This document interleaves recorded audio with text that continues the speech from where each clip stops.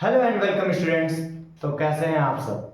आज आज का दिन है लगभग आपको टोटल 12 अगस्त 2026 और आज से हम लोग का एक टारगेट शुरू हो रहा है बोर्ड एग्जाम के लिए। आप लोग 10th क्लास में होंगे या 12th क्लास में होंगे, दोनों क्लासेस के लिए हम लोग लगे हुए हैं, पूरा प्रयासरत हैं। आपका स्वागत करते हैं आज के इस नए सेशन में, जहां हम लोग स्टार्टिंग से एनसीईआरटी का हर एक क्वेश्चन सॉल्व करने वाले हैं। ध्यान रखिएगा कि बहुत सारे स्टूडेंट्स का ये डाउट होता है कि भैया हमको कॉन्सेप्ट तो आ रहा है, कंटेंट तो आ रहा है, बट किसी किसी क्वेश्चन में जाकर हम फंस जाए। एनसीईआरटी का बहुत सारे ऐसा क्वेश्चन है जिसमें जाकर स्टूडेंट्स फंस जाते हैं। ठीक है, ये स्पेशली डेडिकेटेड होने वाला है बिहार बोर्ड के लिए, झारखंड बोर्ड के लिए, या फिर कोई भी ऐसा मीडियम बोर्ड जिसमें हिंदी माध्यम में परीक्षा कंडक्ट की जाती है। ठीक है, इस बार 12th क्लास के लिए भी हम लोग आर्ट्स के फैकल्टी के लिए, मतलब 12th क्लास के आर्ट्स का सेटअप भी हम लोग करने वाले हैं। बस इसमें कुछ दिन और समय लगेगा। जब हम 10th में कुछ दिन हम चला लेंगे, उसके बाद हम आर्ट्स पर भी शिफ्ट अप करेंगे। 12th के आर्ट्स के जितने भी स्टूडेंट्स हैं उनको भी किसी प्रकार की कोई चिंता करने की कोई आवश्यकता नहीं है। उनके तैयारी के लिए उनके पास भी सब्जेक्ट आएंगे history, geography, economics, political science और होम साइंस एंड साइकोलॉजी। ये 5 सब्जेक्ट हैं। इसके हम लोग टॉप नोच जो हमारा एमसीक्यू का सेक्शन होगा या हमारे पास जो भी रिसोर्सेज होंगे उसके बेसिस पर हम लोग काम करेंगे।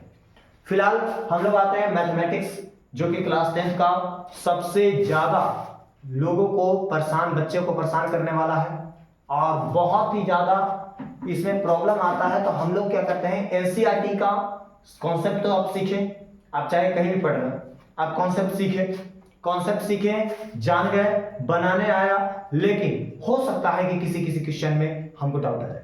ठीक है, तो यहां पर अब हमारे लिए लगता है कि कोई और क्वेश्चन में डाउट आएगा, कोई और क्वेश्चन में डाउट आएगा, बट किसी बच्चे को हो सकता है पहला क्वेश्चन में ही डाउट है। हो सकता है कुछ ऐसे बच्चे हों जो कहीं पे पढ़ नहीं रहे हो, कहीं भी क्लासेस नहीं कर रहे हो। ठीक है, उनके पास चाहे रिसोर्सेज का अवेलेबिलिटी नहीं हो, ठीक है, उनको पास उतना सुविधा मिल नहीं पा रहा, बट यूट्यूब पर आकर आप देख सकते हैं, एक लेक्चर देख सकते हैं। आपको प्रॉपर समय देकर हम यहाँ पर क्या कर रहे हैं, सारा क्वेश्चन को कंप्लीट कराएंगे। इसके साथ साथ हम यहाँ पर कुछ शॉर्ट टेक्निक भी यूज करेंगे जिसमें हम लोग एमसीक्यू को इजीली क्रैक कर सकें। सबसे पहले आते हैं, हमारा पहला क्वेश्चन है पहला एक्सरसाइज का, एक्सरसाइज 1.1, जिसमें हम लोग को पहला क्वेश्चन पढ़ने को मिला कि निम्नलिखित संख्याओं का एचसीएफ ज्ञात करने के लिए यूक्लिड विभाजन एल्गोरिथम का प्रयोग करिए। अगर हमको यहां पर एक शब्द आपको कहीं भी दे दिया, यूक्लिड विभाजन प्रमेय या यूक्लिड विभाजन एल्गोरिथम, तो आपको एक चीज क्लियर रखना है, क्या, a = bq + r। यानी कि अगर आपको याद होगा कि आप लोग बचपन में जब भाग दिया करते थे, मान लीजिए कि हमने 2 से 5 में भाग दिया, ठीक है, तो 2 से 5 में भाग दिया तो इसका सन्निकटन मान 2 से लगेगा 4, तो कितना आता था 1। तो आपको याद होगा कि यहां पर आप लिखते थे जांच, क्या लिखते थे, जांच, और जांच लिखते थे यहां पर भाज्य बराबर, आप कितना आसानी से लिखते थे, भाजक गुणे भागफल प्लस शेष। बोलिए, याद आ रहा है,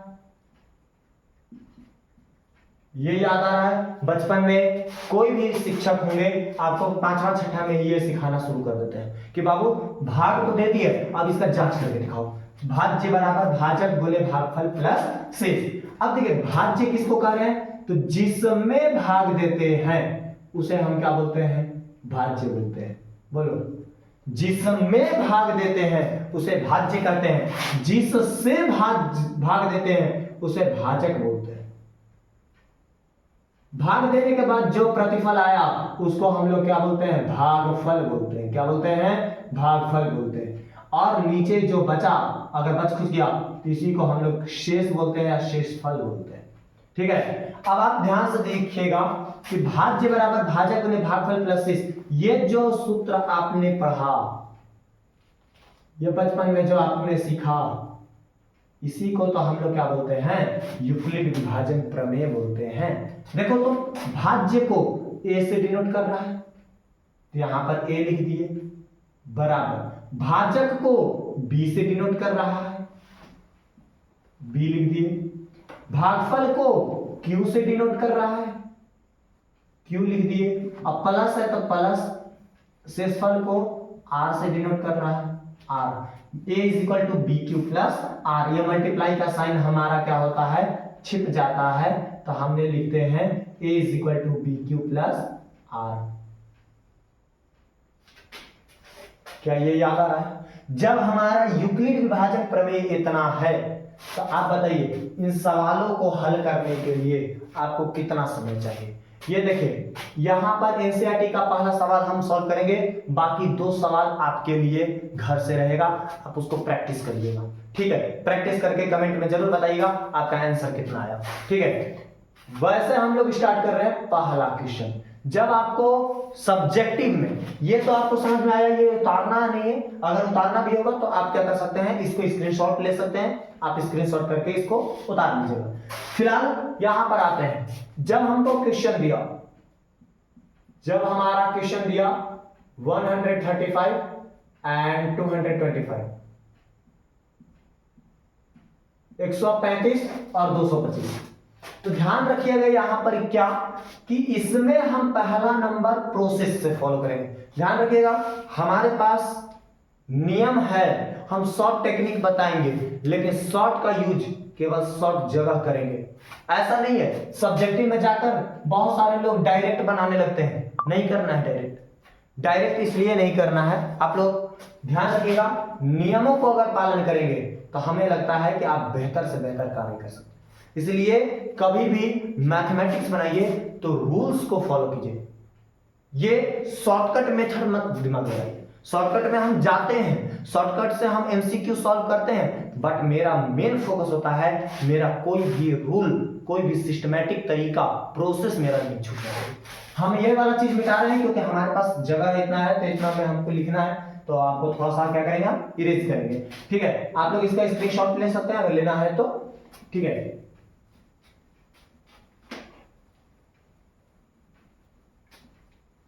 अब आइए, हमने क्या सीखा कि इसमें हमारा ये क्वेश्चन दिया हुआ है भैया, यूक्लिड विभाजन प्रमेय से इसको सॉल्व करना है, कैसे करेंगे। सबसे पहले लिखेंगे माना कि, आपको क्वेश्चन में कुछ नहीं दिया है, ए बी सी डी कुछ नहीं दिया है, तो आप क्या लिखे, माना कि ए बराबर, ए का मान बड़ा वाले को लेते हैं, जो हम बोल रहे हैं उसको बहुत ध्यान से सुनिएगा, ए का मान बड़ा वाला, तो 135 और 225 में कौन बड़ा है, 225 बड़ा है। 225 बड़ा है तो हम यहां पर a का मान कितना ले लिए, 225 ले लिए, कोई दिक्कत। अब बताइए b का मान कितना होगा, तो जो बचा 135, जो बचा हमारा 135 वो क्या हो गया, b का मान हो गया। अब a और b आ गया, तो अब बताइए यहां से यूक्लिड विभाजन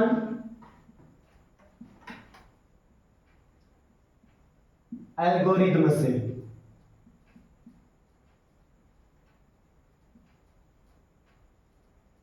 एल्गोरिथम से क्या पढ़े हैं हम, a बराबर बी क्यू प्लस आर, क्या पढ़े हैं, a बराबर B Q plus R. a का मान कितना है, देखिए ध्यान से 225 यानी कि 225 है। देखिए बराबर के नीचे बराबर हो, ये भी रूल में ध्यान रखेंगे, ज्यादा इधर उधर नहीं भटकेंगे, बराबर के नीचे बराबर हो। अब क्या है, हमको दिखा b, क्या दिखा, b, हमको सबसे पहले दिखा a का मान रख दिया यहां से, अब दिखा बराबर, बराबर दे दिए, बराबर के नीचे बराबर देंगे, b कितना है 135। अब बताइए 135 से 225 में भाग दिए, तो हम तो जानते हैं कि भैया एक बार में लगेगा, एक बार में लगेगा तो सही, रिमाइंडर कितना बचेगा, तो 135 से एकम 135, तो घटा देंगे, तो भैया 135 में 100 ऐड किए तो 235 हो गया, तो हमको 225 चाहिए था, 10 कम कर दिए 90, तो रिमाइंडर कितना बचा 90। अब 135 को यहां लेते आएंगे, बी का मान जो है, जो बी का मान, पहला स्टेप तो आपको समझ में आ गया। अब जो b का मान है उसको a के जगह पर लाओ, b का मान 1 के जगह पर 135, और जो r है वो यहां आ गया b के जगह पर, r है वो कहाँ आ गया, बी के जगह पर। अब इन्हें बताइए 90 से 135 में भाग दीजिए, कितना बार में, एक बार में। अब बोलेंगे रिमाइंडर कितना बचा जी, 45। अरे 90 से एकम 90, तो 90 में 45 जोड़ देंगे तो 135 आ जाएगा। बात समझे। अब इसके बाद बताइए 90 को जैसे ये वाला प्रोसेस कर रहे थे यहां लाए, इसी प्रकार से 90 को यहां लाएंगे। और ध्यान दे दीजिएगा बराबर के नीचे बराबर हम देते जा रहे हैं। 45 आ गया, यहाँ आ गया आंसर 45 गुना 90, रिमाइंडर कितना आ गया, 0।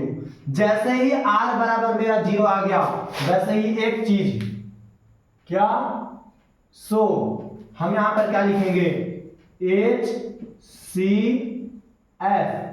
ऑफ ब्रैकेट में किसका किसका निकाल रहे हैं, 135 और 225, 135 225 का HCF।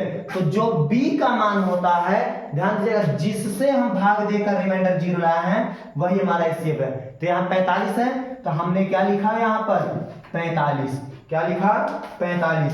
और इसको क्या करिएगा आप एग्जाम में काला कलम से याद रखिएगा, हमारे पास रेड मार्कर है, हम रेड से कर लिए, आपके पास काला पेन होना चाहिए, काला पेन से अंडरलाइन कर लीजिए, हाईलाइट हो जाएगा, एग्जामिनर के नजर में आ जाएगा। ठीक है, इतना कर लिए।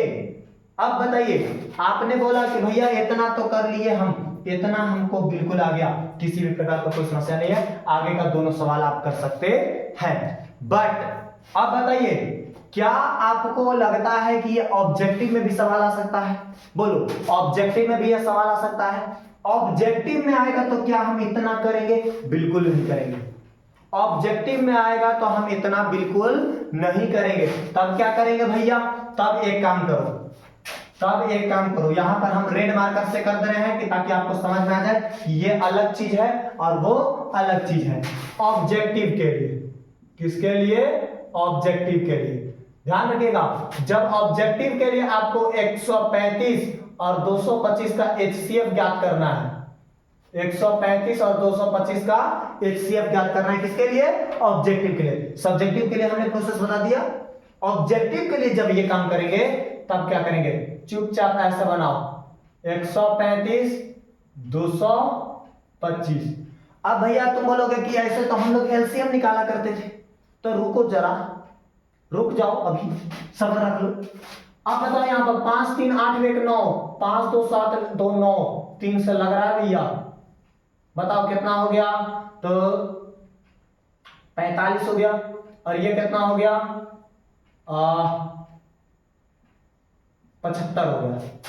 5 4 9 7 5 12, 3 से लग गया भैया, कितना बचा 15, और ये कितना बचा 25। अब बताइए 5 से लगा लें, 5 से लगा लेंगे, 5 3 15, लग गया वाट पसीना। और ये कितना हो गया 5, खेला खत्म हो गया। 1 मिनट थोड़ा सा रुकिएगा, गर्मी बहुत है, गर्मी बहुत है।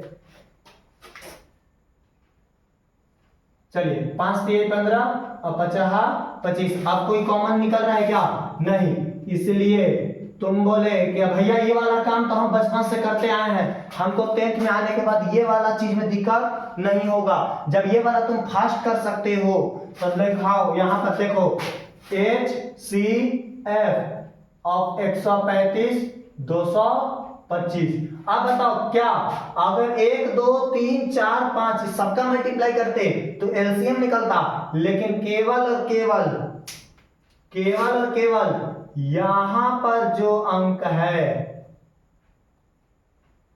यहां पर जो अंक है, केवल इसका अगर मल्टीप्लाई कर दिए तो बोलो ये क्या आ जाएगा, एचसीएफ आ जाएगा। बोलो 3 गुने 3 गुने 5 और 5 3 15 तिया 45।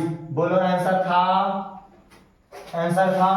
यानी कि ऑब्जेक्टिव जब बोलेगा तो भैया यहां पर फैक्टर करके और चुपचाप करे वाला मल्टीप्लाई कर देना।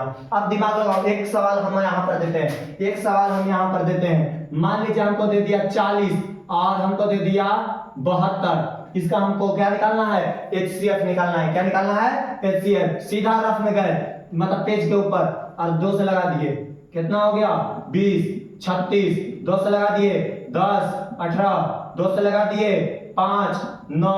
अब बताओ एचसीएफ बराबर कितना हो गया? तो 2 दूना 4 दूना 8। आंसर बोलो क्लियर है? अरे बोलो क्लियर है? तो कल आप लोग क्या करिएगा, इस सवाल को, ये दोनों जो सवाल है, पहला सवाल तो हम बता दिए, इसको उतार लीजिएगा, स्क्रीनशॉट लेकर उतार लीजिए या फिर आप वीडियो को पॉज करके बता लीजिए, और ये दोनों सवाल को आप बनाने का प्रयास कीजिएगा और कल देखिए कि हमसे सवाल बन रहा है कि नहीं बन रहा है। दूसरा, उसको ऑब्जेक्टिव मेथड भी ट्राई कीजिए कि ऑब्जेक्टिव में अगर आएगा तो हम कितना बना सकते हैं। और इस टाइप का जितना भी बीबीडी गाइड हो या समथिंग कोई भी बुक हो, आपके पास जो भी बुक है, रिसोर्सेज है, उन सभी में आप यूक्लिड विभाजन का सवाल उठाइए और याद रखिएगा, ये ऑब्जेक्टिव में पूछा हुआ सवाल है कि यूक्लिड विभाजन प्रमेय का उपयोग किस लिए किया जाता है? केवल केवल एचसीएफ निकालने के लिए किया जाता है। किसके लिए किया जाता है? एचसीएफ निकालने के लिए। तो ये ऑब्जेक्टिव के लिए आपको भी ध्यान में रखना है। बाकी आपको किसी भी प्रकार का कोई समस्या नहीं होगा, हर एक टाइप का सवाल हम आपको बताएंगे, हर एक क्वेश्चन बताएंगे। तो पहला क्वेश्चन आपका कंप्लीट हुआ। मिलते हैं कल के एपिसोड में।